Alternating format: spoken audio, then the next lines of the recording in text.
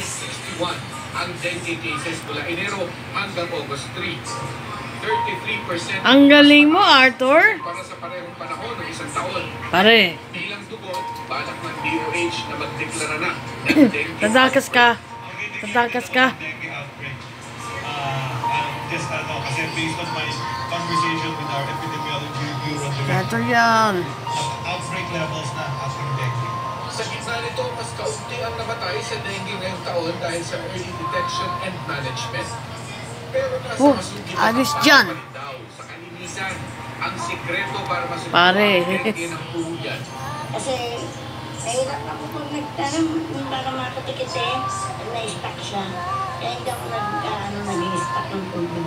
Lagi chine-check weekly yung mga naka-imbak sa mga Ang galing ah. nagagamit na bagay ay ilalim ng gulong. Ay, ah. Sa barangay Tatalon, kaya Ganun na. nakapantay ang mga residente sa kalinisan ng loob at paligid ng kanilang dalawang daycare center.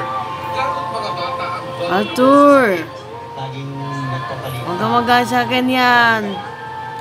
Tapos yung mga kanal, tapos yung mga bahay-bahay, binahay-bahay, pati naman yung kasama. Si Nelma aktibo sa kampanya. Ang galing mo si ano.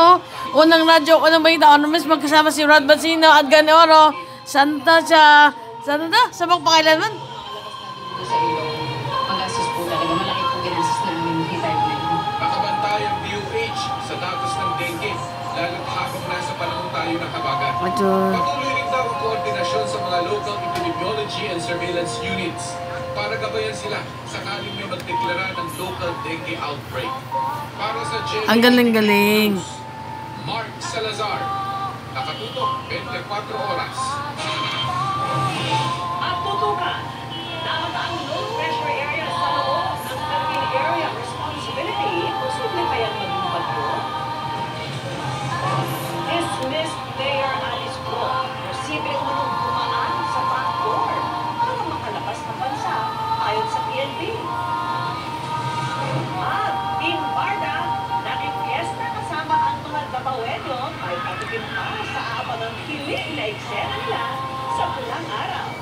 Walang pati ang pagtutok sa pagbabalik ng 24 oras.